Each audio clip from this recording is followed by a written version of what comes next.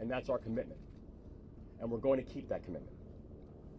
And lastly, to the victims of this tragedy and their loved ones, all of our hearts are broken. We feel your loss. We're thinking of you. And we will always be thinking of you.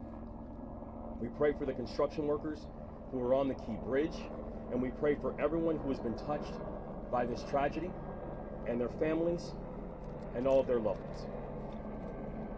But Maryland, we will get through this, because that is the Maryland spirit, and that's what Maryland is made of. We are Maryland tough, and we are Baltimore strong. So in the face of heartbreak, we come together. We embrace one another, and we come back stronger. That's what we've always done. That's what we'll continue to do. And that's what we're going to get done together. And we're going to pray for Baltimore. And I'd like to turn this over to Senator Van Hollen, who's done a remarkable job in our fellow delegation in providing support. So thank you, Senator. Thank you, Governor. As the Governor said, we come together. We come together in Baltimore, we come together in Maryland. First of all, our hearts go out to all those who are on the bridge and their loved ones. We pray for them. Our gratitude goes out to the first responders who, as we speak, are out there continuing to conduct search and rescue operations. I want to thank the Governor, the mayor, county executive, all the people gathered here as part of Team Baltimore and Team Maryland. And the federal government is with them as a partner. The Coast Guard, as we speak, is also part of this mission. Coast Guard cutters, Coast Guard aviation assets. I spoke twice today with Secretary of Transportation Pete Buttigieg. Pete Buttigieg has pledged that they will do everything they can to very quickly release emergency response funds for this important project. The National Highway Transportation Administrator is on his way to Baltimore if he's not here already. They will be releasing those early funds once all the parties are fully engaged. Second, the National Transportation Safety Board. I talked to the chair this morning. She and her team will be conducting an investigation of what happened.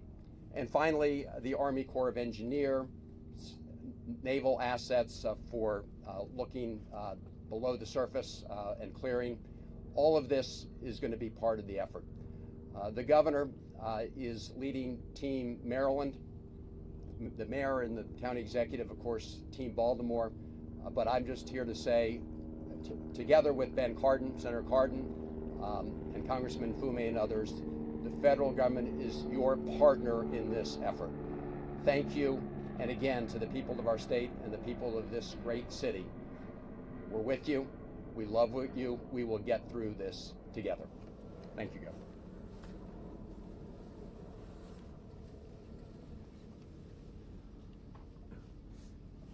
Morning again, Paul Wiedefeld, Secretary of Transportation.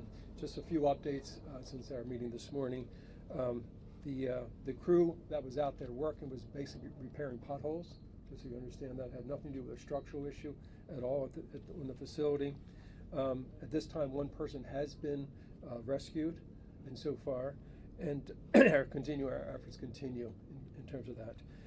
Engineers are on site right now, determining both some of the structural issues, obviously some of the debris field, and we'll start to work that, but we'll work hand in hand with the NTSB before we take any further action in that area. With that, I did want to introduce the FBI for a few comments as well. Hello, my name is Bill Del Bagno. I'm the special agent in charge of the Baltimore field office. First and foremost, I want to say that our hearts go out to everyone that is impacted by this tragedy, especially the victims and their families. On behalf of the FBI, I would like to say that we are with you, we're with Baltimore, and we're with the partners every step of the way. The FBI, on very first, looking at in assessing this matter from an investigative standpoint, I want to be clear that there is no specific or credible information to suggest that there are ties to terrorism in this incident. The FBI has been part of this response from the beginning. We came within 1 hour to the command post and quickly lashed up with our very strong partners all along the way. We will bring whatever resources that the FBI has to bear. We've already brought our crisis response, our victim services, and just recently our underwater search evidence recovery teams are on site. And we will continue to provide all those resources as long as it takes. And as the investigation goes on, we will take it to its logical conclusion along with our partners. To the people of Baltimore, to the public, I ask you to be patient as we go through this and as information becomes available to us. And lastly, I want to say thank you. Thank you to our partners. Thank you to everyone who in the FBI and counts on the FBI. We will always bring what we need to the people of Baltimore, and we are with you. I'd next like to introduce the Coast Guard. Good morning. The Coast Guard is still actively searching at this time. We are using response boat crews from 2 of our local Coast Guard stations, one of our helo crews from at Air Station Atlantic City, and also one of our cutter crews on one of our 87-foot patrol boats. We will continue to work with our local, state, and federal partners during this tragedy. Thank you.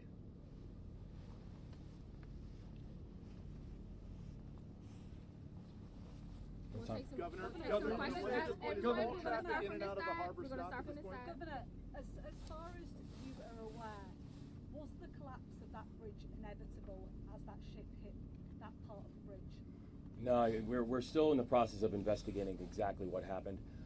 So we don't have any further details about whether or not it was inevitable or not. But no structural issue with the bridge? No, there was.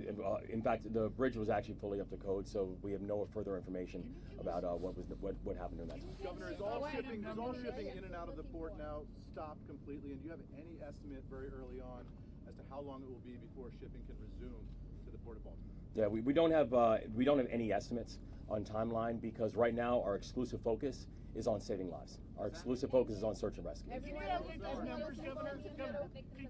a better sense for the number? Because we had heard, I know Mr. Wiedefeld said 1 had been rescued, but earlier from Baltimore we heard that 2 have been rescued. Can you tell us the total numbers we're talking about that maybe that you're searching for, and how many have been rescued? Well, There are 8 individuals. 6 are being searched for right now. 1 is was taken to the hospital, and 1 is not in the hospital that we're speaking to. So 6 unaccounted for? Yes. And does that involve individuals that may have been in vehicles that went in the water? Or is that just the Do we know? We believe it's a construction crew only. Okay, so we don't think there's anyone in vehicles in the water? No, we do not believe so. Okay, we'll take questions right here. Take this question here. Governor, 2 questions. How quickly did you find out about what happened here, and what was your reaction when you heard the scale of what just occurred at that bridge earlier today? well, I mean, I think it was probably within minutes of everything, less than an hour, when I know that my phone first rang, and first from the mayor of Baltimore and also from our chief of staff, and it was. We know the Key Bridge. I've ridden over the Key Bridge countless times. So many of us know the Key Bridge because it is our normal commute. This is a place that is a normal commute route for over 30,000 Marylanders every single day. And so to hear the words that the Key Bridge has collapsed, it's shocking and heartbreaking. And immediately the first thought and the first ideas go back to what happened to the people, what was the impact on human life. But for every single one of us who are Marylanders, the words that the Key Bridge is gone, it still shakes us, because for 47 years, that's all we've known. And so this is This is not just unprecedented from what we're seeing and what we're looking at today. It's heartbreaking. Governor, can you confirm that the crew on the ship alerted authorities that it lost propulsion and was in trouble? We can confirm that the crew notified authorities of a power issue. Yes. And that they had lost power on the ship. Yes. Was there any ability to shut down the bridge before it happened? We're going to take the question right here. Correct. Sorry, can you please repeat the numbers? Before you were looking for 7 people and 2 have been rescued, and now you are looking for 6 people, but 1 has been rescued, so 3 people has been rescued in total, or only 2? Total of 8. Excuse me. A total of 8. 1 rescued and in hospital. 1 not in hospital, but it is, we have communicated with that person, and then 6 that we are searching for. And all construction workers working on the potholes? With all 8 of them? Yes, they were all related to the construction program, yes. We heard that multiple vehicles went into the water. Any word on how many vehicles went into the water and the condition of those people that were in the vehicle? Not at this time. All right, we're going to shift over here. Was there any way to shut down the bridge? Was there enough time for that distress call to trigger something like that? Now, the thing that we know is that even as the boat was coming in, we had a ship that was coming in at 8 knots, so coming in at a very rapid speed. We do know that the investigation is currently going on, but I have to say I'm thankful for the folks who once the warning came up and once notification came up that there was a Mayday, who literally by being able to stop cars from coming over the bridge, these people are heroes. They saved lives last night. The focus is on rescue now and humanity. But looking forward, is there any vision for how long it could possibly take to remove the wreckage, to rebuild, and how it could possibly be done? Can you look into the future at all at this point? This is going to be a long-term build. It's going to be a build that's going to require every facet and every aspect of our society. It is something that I can tell you we are going to get this done. We are going to make sure that this is not just rebuilt, but that we are going to rebuild in a way that remembers the people who this tragedy has impacted, and also do it in a way that honors the community that it serves. But right now, I could not give you any form of estimate on timing or cost. Right now, my and all of our exclusive focus is we're just trying to save lives. Can the mayor talk on the state of emergency locally, please? Yes, thank you. Listen, we know the governor issued a state of emergency, but we at the local level felt the need to do that too, because there may be some things that we have to encumber with our fire department and other agencies that we'll be able to pull down support for as we all work together, again, as we're focused right now on saving lives and working through this unspeakable tragedy. In the interim, I know that there's obviously the focus is on the rescue and the recovery, but this is such an important thoroughfare here in Baltimore for drivers, people trying to get around. How are they going to be able to manage while that is also going on? Yeah, so we've also already been in touch with people about alternative routes and ways people can navigate now this tragedy has happened. And I don't know, Secretary, if you want to speak to that as well. Just to give you a sense of scale, roughly about 35,000 people a day use that facility. About double that use the Harbor Tunnel, and double that again use the Fort McHenry Tunnel. So basically, we have those 2 other options. We'll make sure that we have as much personnel out there to deal with any incidents, because as you know, that can cause the backups very quickly. And we will basically put out a lot of communications on different alternatives. We're also looking at transit alternatives as well. What role will the legislature play in this response?